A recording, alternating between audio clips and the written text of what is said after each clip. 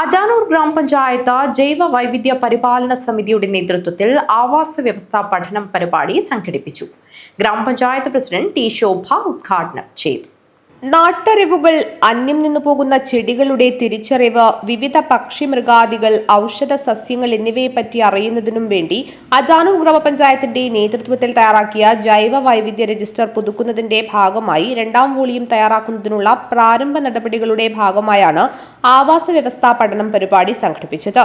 Panchayat president T ശോഭ ഉദ്ഘാടനം ചെയ്തു. കുറച്ചുകൂടി നല്ല രീതിയിൽ തന്നെ വിട്ടുപോയതൊക്കെ കൂട്ടി ചേർത്തുകൊണ്ട് നല്ലൊരു ജൈവവൈവിധ്യ രജിസ്റ്റർ ആക്കുക എന്നതായിരുന്നു നമ്മുടെ ലക്ഷ്യം. അതിനുവേണ്ടിയുള്ള പ്രവർത്തനങ്ങളാണ് ഇപ്പോൾ നടന്നുകൊണ്ടുവരുന്നത്. ഇപ്പോൾ ജൈവവൈവിധ്യങ്ങളാൽ സമ്പന്നമാണ് നമ്മുടെ നാട് എന്ന് നമുക്കെല്ലാവർക്കും അറിയാവുന്ന കാര്യം തന്നെയാണ്. ജൈവസമ്പന്നമായ പുഴകൾ, അതോടൊപ്പം തന്നെ തോടുകൾ, കാവുകൾ, പക്ഷിമൃഗാദികൾ ഇതൊക്കെ അടങ്ങുന്നതാണ്. നമ്മുടെ ജൈവ രീതിയിലുള്ള മറ്റു സസ്യങ്ങളൊക്കെ അടങ്ങുന്നതാണ് നമ്മുടെ ആവാസ വ്യവസ്ഥ എന്ന് തന്നെ നമുക്ക് അറിയാം. അപ്പോൾ ആവാസ വ്യവസ്ഥയെ നമ്മൾ സംരക്ഷിക്കേണ്ടത് നമ്മുടെ ഓരോരുത്തരുടെയും ഉത്തരവാദിത്തമാണ്. ഇപ്പോൾ ബേത്തൂർ സുൽത്താൻ്റെ വാക്കുകൾ തന്നെ കടമെടുത്താൽ തന്നെ നമുക്കറിയാം, നമുക്ക് മനുഷ്യർക്ക് മാത്രമല്ല എല്ലാ ജീവജാലങ്ങൾക്കും അടങ്ങിയതാണ് നമ്മുടെ ആ ഭൂമി. ആ ഭൂമിയെ സംരക്ഷിക്കേണ്ട ഒരു ഉത്തരവാദിത്തത്തോടു കൂടി നമ്മൾ പല കാര്യങ്ങളും ചെയ്ത് മുന്നോട്ട് വരുന്നുണ്ട്.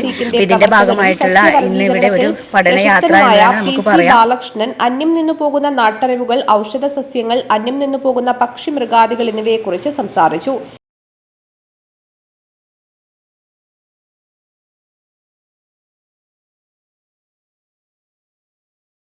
എത്തിയ ഉടനെ ഇവിടെ പൊൻകുരണ്ടി അല്ലെങ്കിൽ ഏകനായകൻ എന്നൊക്കെ നമ്മൾ പറയുന്ന ഒരു ചെടിയാണ്, വള്ളിച്ചെടിയായത് ശ്രദ്ധയിൽപ്പെട്ടിരുന്നു. പൊൻകുരണ്ടി എന്ന് പറയും, ഏകനായകൻ എന്ന് പറയും.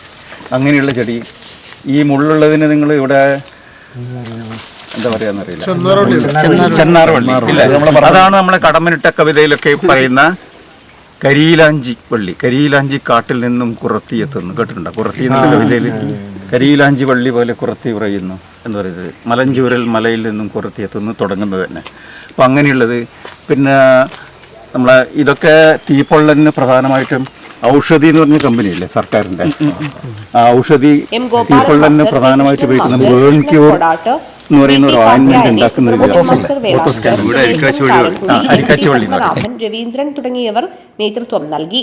ഹരിത കേരള മിഷൻ പ്രവർത്തകനും അധ്യാപകനുമായ വേലാശ്വരത്തെ സുബ്രഹ്മണ്യൻ മാസ്റ്ററുടെ കുടുംബത്തിന്റെ അധീനതയിലുള്ള 2 ഏക്കർ സ്ഥലത്തെ സ്വാഭാവിക വനത്തിലാണ് പരിപാടിയുടെ ഭാഗമായി കാട് കയറിയുള്ള പഠന പ്രവർത്തനങ്ങൾ നടന്നത്. Balakrishnan Palakki, news bureau, Kanhangad.